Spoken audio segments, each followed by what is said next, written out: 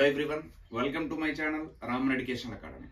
So ఈ వీడియోలో SSC GD point of లో వచ్చిన యావరేజ్ అనే టాపిక్ నుంచి వెళ్ళి మనకు రెగ్యులర్గా ఇలాంటి మోడల్స్ అనేది అడుగుతూ ఉంటాడు. సో ఒకసారి ఈ క్వశ్చన్స్ అన్ని కూడా ఎక్స్ప్లెనేషన్లో చూద్దాం. సో చాలా యూజ్ అవుతుందండి, ఓకేనా. సో ఎవరైతే ఎస్ఎస్సి జీడీకి ప్రిపేర్ అవుతున్నారో వాళ్ళు వీడియో మొత్తం కూడా చూడండి, మ్యాక్సిమం ఒక క్లారిటీ వస్తుంది ఎలాంటి మోడల్స్ ఇస్తున్నాడు అనేది, ఓకేనా. ఫస్ట్ క్వశ్చన్ చూడండి ఒకసారి. 5 సంఖ్యల సగటు 32, ఒక సంఖ్యను తొలగిస్తే సగటు 28 అవుతుంది, ఆ తీసివేయబడిన సంఖ్య ఎంత అని అడుగుతుండు, ఓకేనా. సో ఇలాంటి మోడల్స్ ఏదైతే ఫస్ట్ క్వశ్చన్ ఉందో ఆ ఫస్ట్ క్వశ్చన్ కి సంబంధించి మోడల్ అనేది యావరేజ్ కి సంబంధించి ఏదో ఒక షిఫ్ట్ లో, ఒక డేలో జరిగిన ఎగ్జామ్ లో ఏదో ఒక షిఫ్ట్ లో ఇలాంటి మోడల్స్ అడుగుతూ ఉంటున్నాడు. చూడండి ఒకసారి జాగ్రత్తగా. సో ఇక్కడ ఏమి ఇచ్చిందంటే 5 సంఖ్యల సగటు ఇచ్చిండు.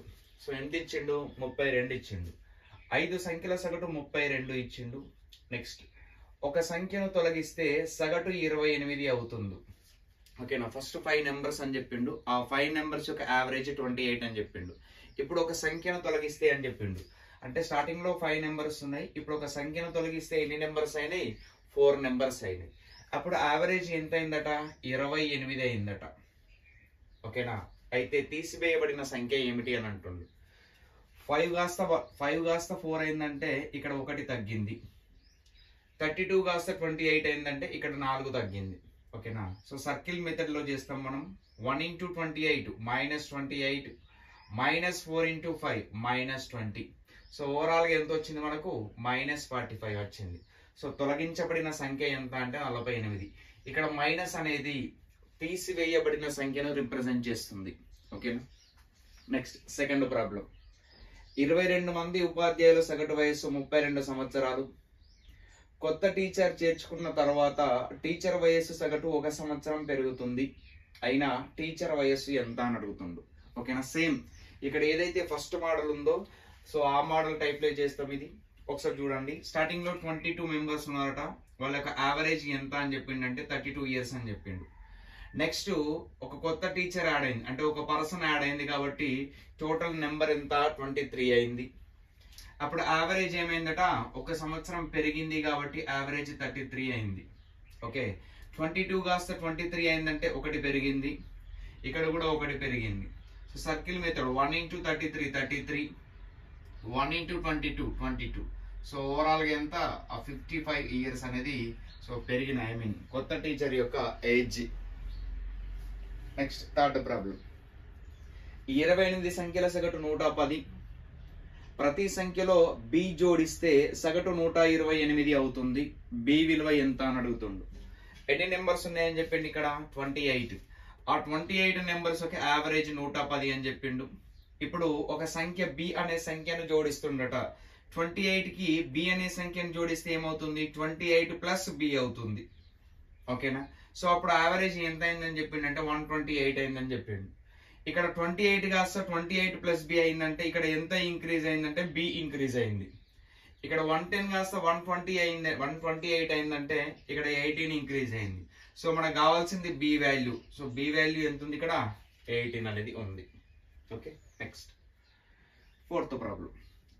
90 ఫలితాల సగటు 38, ప్రతి ఫలితం నుండి 4 తీసివేస్తే కొత్త సగటు ఎంత అని అడుగుతుండు. సో 90 ఫలితాల సగటు 38 అని చెప్పిండు. ప్రతి ఫలితం నుండి 4 తీసివేస్తే అని చెప్పిండు, ఓకేనా. ప్రతి ఫలితం నుండి ఎంత తీసివేయాలట? 38 నుంచి 4 మైనస్ చేయాలి అని చెప్తుండు. సో కాబట్టి రిమైనింగ్ ఎంత అవుతుంది? 34 అవుతుంది కొత్త సగటు, ఓకే. Next fifth problem. ఒక తరగతిలో 30 మంది విద్యార్థుల సగటు వయస్సు 20 సంవత్సరాలు. ప్రతి విద్యార్థి వయస్సు 5 సంవత్సరాలు పెరిగితే సగటు వయస్సు పెరిగిన సంఖ్యను కనుగొనండి అని చెప్తుండు. చూడండి ఒకసారి. ఇక్కడ మొత్తం టోటల్ 30 మెంబర్స్ ఉన్నారు, వాళ్ళ యొక్క యావరేజ్ ఏజ్ ఎంత అంటే 20, ఓకే.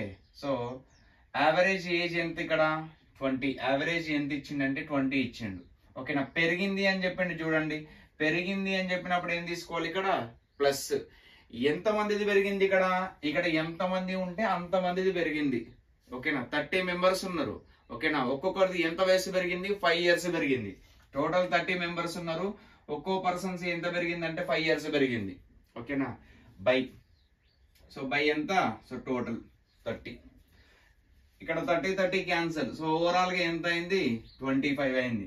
అంటే 20 కాస్త 25 అయిందంటే ఇక్కడ ఎంత పెరిగింది? మరి 5 అనేది పెరగడం జరిగింది. ఓకేనా? సో మన ఆన్సర్ 5. నెక్స్ట్ ఇది చూడండి. సో ఈ టైప్ ఆఫ్ ప్రాబ్లమ్స్ కూడా ఎక్కువ అడుగుతుంటా అంటాడు. టీ కామా యు కామా వి యొక్క సగటు బరువు 42 కేజీలు. టీ మరియు యు సగటు 40 కేజీలు. యు మరియు వి యొక్క సగటు 36 కేజీలు. అయినా యు బరువు ఎంత? రైట్, చూడండి. యావరేజ్ అంతే తెలుసు మీకు. యావరేజ్ కి ఫార్ములా ఏంటిది? Some of the observations by number of the observations. ఓకేనా? యావరేజ్ సగటు ఈజ్ ఈక్వల్ టు రాసుల మొత్తం బై రాసుల సంఖ్య. ఇక్కడ 3 లెటర్స్ ఇచ్చిండు, వాటి యొక్క యావరేజ్ ఇచ్చిండు. సో సగటు అన్నప్పుడు ఏం చేస్తాం? ఈ మూడింటిని యాడ్ చేస్తాం. ఎన్ని నెంబర్స్ ఉంటాయో అన్ని నెంబర్స్ తీసుకుంటాం. ఈజ్ ఈక్వల్ టు దీని యొక్క యావరేజ్ ఎంత ఇచ్చిందంటే 42 ఇచ్చింది. ఓకేనా? ఈ నెంబర్ ఇటు పోతే ఏమవుతుంది? 42 × 3 అవుతుంది. అంటే T plus U plus V is equal to 42 × 3 126 అనేది ఆ మూడింటి యొక్క యావరేజ్. నెక్స్ట్ టీయుకి సంబంధించిన యావరేజ్ ఇచ్చిండు. అంటే టీ ప్లస్ యు ఎన్ని నెంబర్స్ ఉన్నాయి? 2 నెంబర్స్. యావరేజ్ ఎంత అని చెప్పిండు? 40. ఈ 2 ఇటు పోతే ఏమవుతుంది? 40 × 2 అవుతుంది. అంటే T plus U is equal to 80. Next ఏమి ఇచ్చిండు? యువి యొక్క యావరేజ్ ఇచ్చిండు. U plus V by 2 numbers కాబట్టి. So average 36. Okay, next. So ఈ 2 ఇటు పోతే ఏమవుతుంది? U plus V is equal to 72 అవుతుంది. ఇప్పుడు మనకు కావాల్సింది యు బరువు ఎంత. ఓకేనా? ఇక్కడ టియువి ఉంది, ఇక్కడ టియువి ఉంది. ఈ నెంబర్ నుంచి వెళ్ళి ఈ రెండు నెంబర్స్ ని యాడ్ చేసి మైనస్ చేస్తే సరిపోతుంది. ఓకేనా? 80 + 72 అంటే ఎంత వస్తుంది? ఇక్కడ 80 + 72 అంటే ఎంత వస్తుంది? 152 వస్తుంది. ఓకే, సో ఈ 152 కి ఈ 126 కి డిఫరెన్స్ తీసుకుంటే సరిపోతుంది. సో ఎంత వస్తుంది? 26 kg. సో మన ఆన్సర్ ఎంత అంటే 26 kg అనేది యు కి సంబంధించిన వెయిట్. ఓకేనా?